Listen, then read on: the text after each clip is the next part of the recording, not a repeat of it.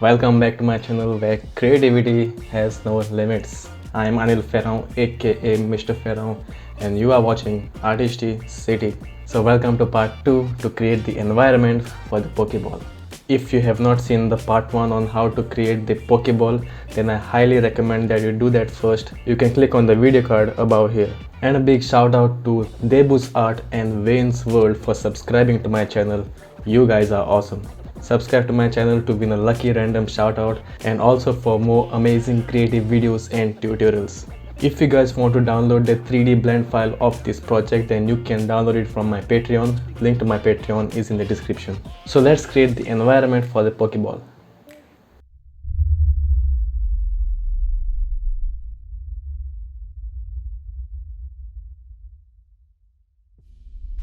So now for the environment, we need to add the ground first. So for that, we need to add a plane. So press Shift A, add a mesh and add a plane. Let's go to the solid mode. Increase the scale of the plane. Click to confirm and get this down right below the ball.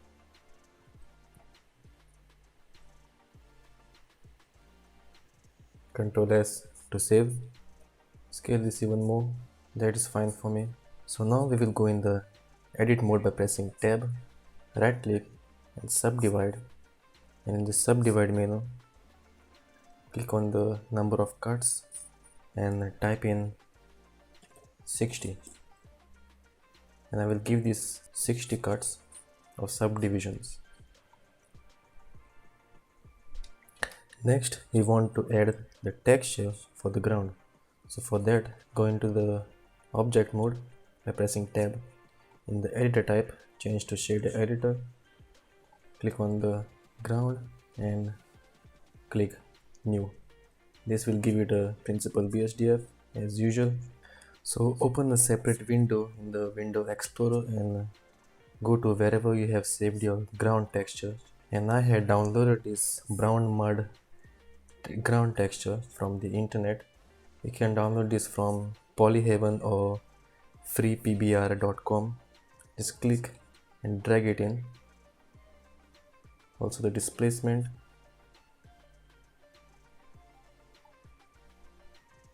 the normal and the roughness texture.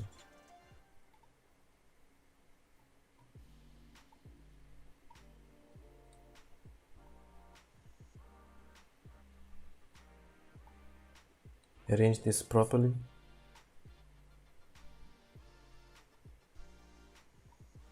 So now connect the color to the base color, and as you can see we have a ground texture. Click on the image node and press Ctrl T to get in the mapping and the texture coordinate node. Connect all the other nodes. Connect the roughness texture to the roughness. Press Shift A and add a color ramp between the roughness. And if you click Ctrl Shift and click the node, you can view the node. So in here the white is the rough part and black is the shiny part. So get this white to the opposite to make it rough, and the black part will be the shiny part, which will look like water.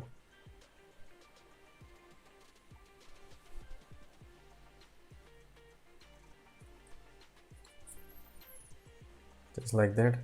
So for the normal map, add in a bump node. Connect normal to the normal and color to the height. Decrease the strength just about there. That is what I like. Ctrl S to save. Now next we need the displacement for the rocks. So for that, here is the displacement node, and in the material output we have the displacement written over here.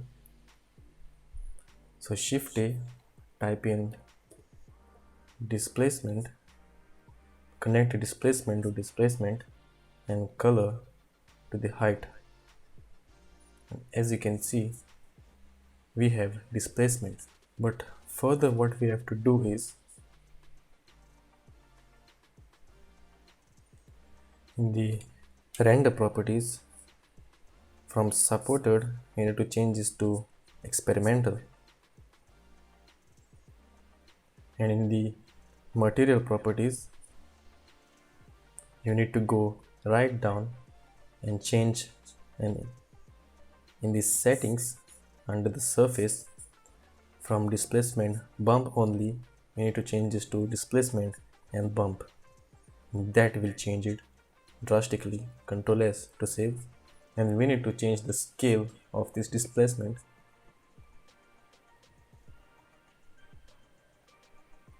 to about 0.02, 0.025 is better. Ctrl S to save.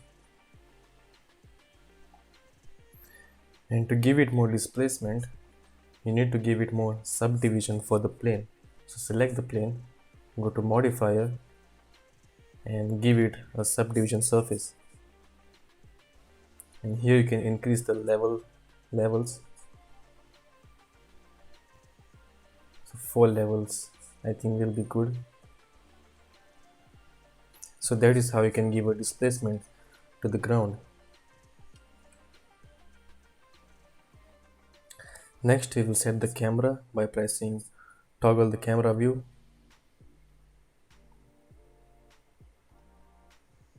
And now currently we are in the camera view.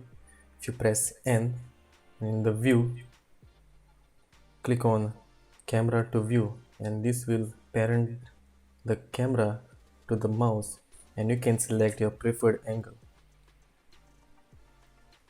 If you go to the output properties and click on render region, you will only see the region which will be rendered.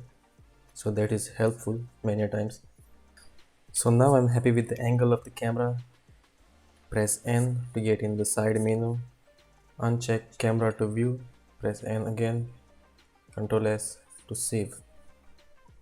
And now we need to set up the background elements. So in this video, change the editor type to 3D viewport. So for background elements, you can go creative with this. I will be using cubes, so Shift A, add mesh and a cube.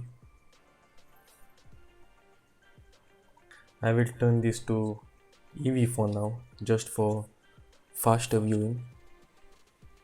Click on ambient occlusion, increase screen space, fractions.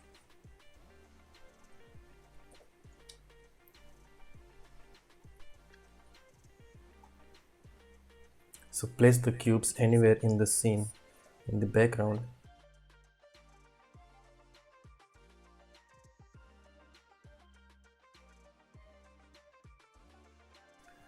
So as you all might have seen in the Pokemon episodes, in their battle stadiums, there are different obstacles. So you can create some obstacles in the background as per your preferences. I'm using cubes over here. So select all the cubes by pressing Shift and go, and then click on Tab to go to the edit mode. Right click, subdivide, and subdivide this to 40 cuts. Click to confirm. Tab to go in the object mode. Click on the ground, and then from the go in the material properties. In the down arrow it says material specials. Click on it. Copy the material. Click on the cube. Click on new material, and from the down arrow paste the material. And if we go in the render properties and change this to cycles, you will see that there is no displacement for the cube. So what do is, we go down in the material properties, change the displacement to displacement and bump, and in the shade editor, we increase the scale.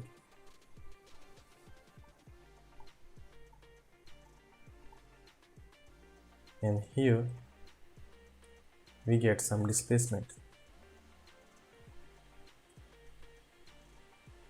And now you can do the same to all the cubes. Select the cube, add a new material, paste material, increase the scale, and from displacement change to displacement and bump.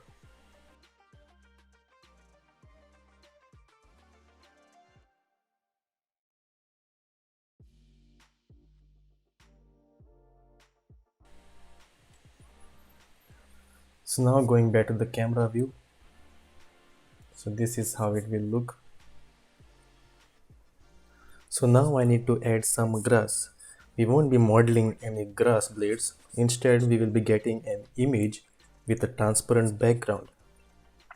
So for that, go to the 3D viewport and in the edit, go to preferences. In the add-ons, in the search, click on image and check in import images as planes. And what that will do is when you press Shift A and go to image, there is an option called images as planes. And now you can get in the grass blades.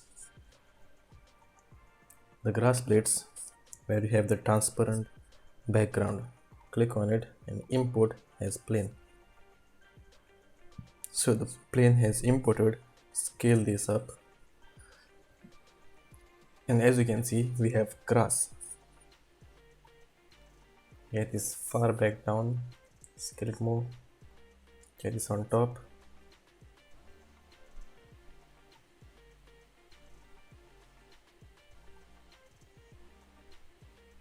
And place this grass as per your preferences. Shift D to duplicate.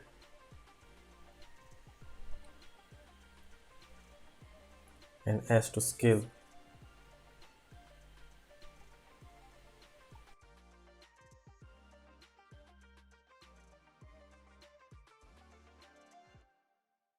And now we will give a depth of field to the camera. So for that, select the camera. In the object data properties of the camera, click on depth of field, click on the arrow, take the eyedropper and select the Pokeball, which is the sphere. And as you all can see, the sphere is in the focus now. And get the f-stop right down to 0.1 and then slowly increase, only keeping the Pokeball in focus and the background in blur. So I guess 0.4 for the f-stop is good. Ctrl S to save. And in the render properties, under film, uncheck transparent, so the HDRI will be visible. Ctrl S to save. And you can get in more grass if you like. And now you can render this image by going to render tab and clicking on render image.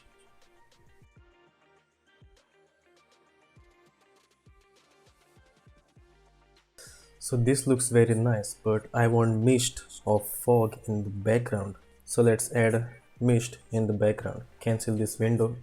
And before we do that, I want to decrease the displacement of the ground first. So in the scale, type in 0.2, and that is more likable.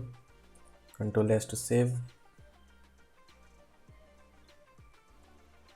And get the plane just right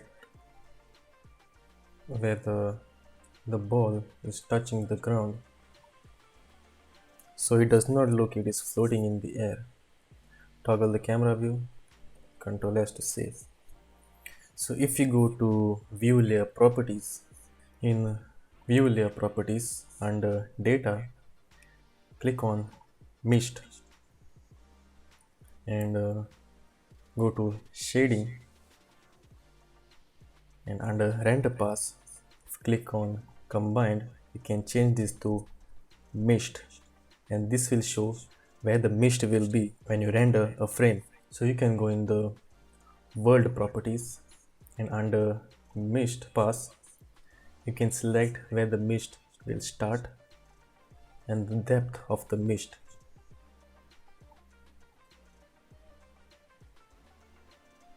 So I want the mist to start from there, that is 8.8 meters, and the depth will be 16 meters.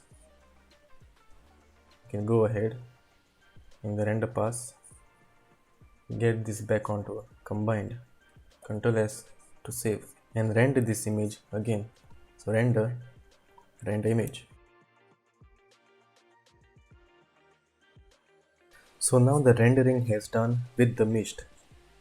Cancel this, and yes, in the rendering output you can under denoise you can click on render and optics when you have a GPU. So next, go to the compositing tab, click on use nodes, Ctrl Shift and click on render layers, and you can see the rendered frame. And now we need to add an alpha over, so press Shift A, search alpha over, click in the middle, connect the mist to the factor, and right away you can get mist in the background just like that. And now we need to control the mist in the environment, so for that we need to add a color ramp. Shift A, search color ramp, click, and as I drag the black slider I can change where the fog starts, and the white slider, if I change the color and turn it to black, I can decrease the density of the fog or the mist. So I want a density of the fog just right there. You guys can play with the color ramp as per your preferences. And if you click on the color over here, you can change the color of the fog. A tinge of blue looks good, I feel. And don't forget to connect the node also to the composite. Ctrl S to save. And now when you render again, you will automatically get the mist.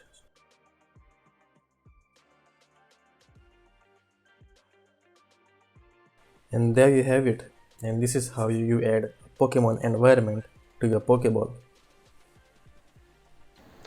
So I hope you guys learned something from this video. If you did, then do like, subscribe and hit the bell icon to never miss any updates from Artisticity. Stay tuned for part 3 where you guys will learn how to animate the Pokeball. Also check out the description area for any interesting links. You guys can support my channel by supporting me on Patreon. In return, you guys will get cool digital prints and my personal 3D projects. Link to my Patreon is in the description. This is all for today. See you guys in part 3. Until then, stay creative.